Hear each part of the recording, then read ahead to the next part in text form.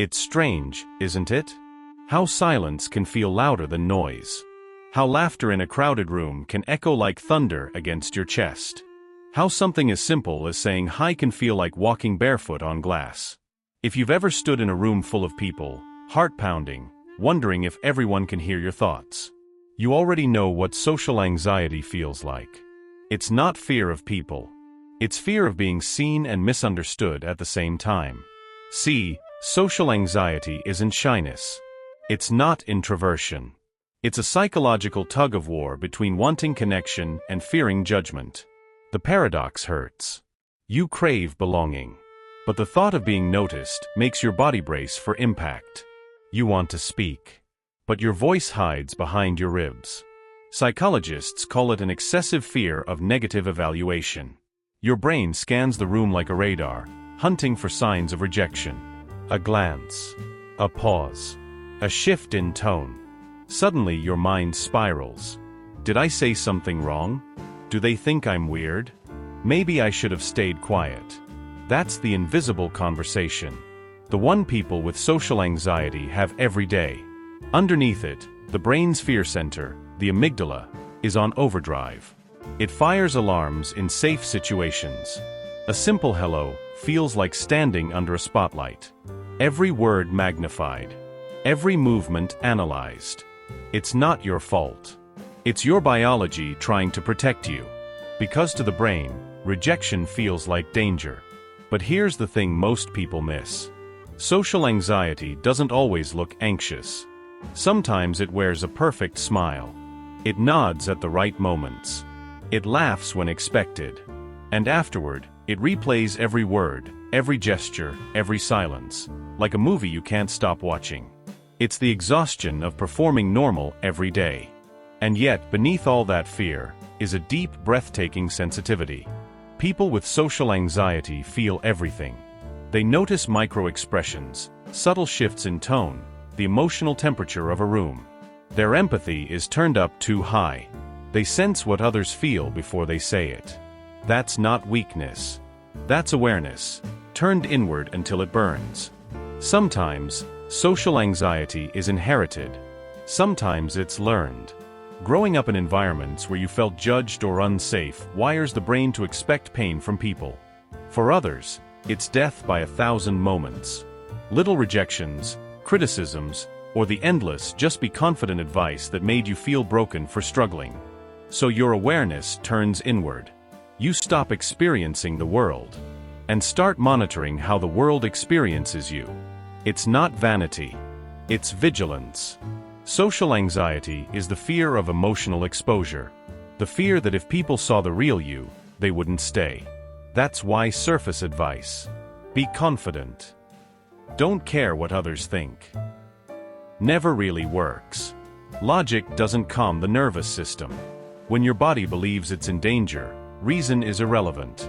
So what do you do when your own body feels like the enemy? When your silence gets mistaken for arrogance? When being normal feels like survival? Here's the twist. Social anxiety isn't always a flaw. Sometimes, it's empathy turned up too loud. You care too much about how others feel. You want to connect perfectly. And perfection kills connection. Because people don't bond over flawlessness. They bond over honesty. Over shared imperfections. When you stop trying to impress and start trying to feel, something shifts. The less you perform, the more people trust you.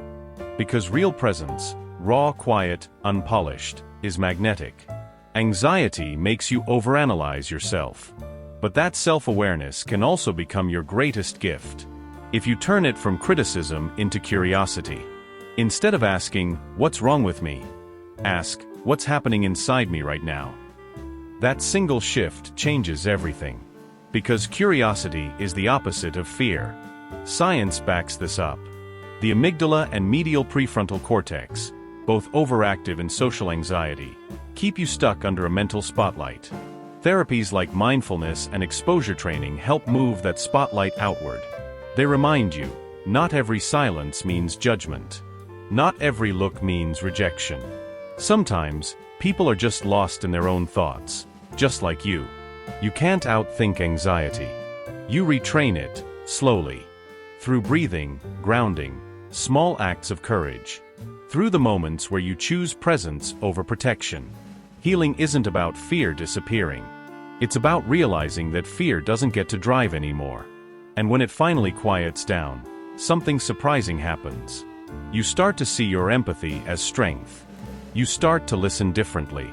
You start to move with kindness, because you know what invisibility feels like. That's what social anxiety hides, a heart that feels too deeply. For years, psychology focused on what was wrong. Now, it's uncovering what's right beneath the struggle. Because when you stop seeing yourself as broken, you start growing again. Social anxiety isn't a character flaw. It's a nervous system that once loved safety too much. It believed blending in was survival. But you're not meant to blend in forever. You're meant to bloom. Healing starts with small rebellions. Holding eye contact 1 second longer. Speaking even when your heart races. Letting silence just be silence. Those tiny acts rewire your brain. They whisper, "I'm safe now." And little by little, you start believing it. One day, you'll walk into a room and your body won't tense up. You'll speak, and your words will sound like they belong to you. Silence will stop feeling heavy. It'll feel like peace. Because the truth is, you are never being judged as harshly as you judged yourself. And maybe that realization is the start of something beautiful. Ease. The ease of being seen without performing. The ease of existing without apology.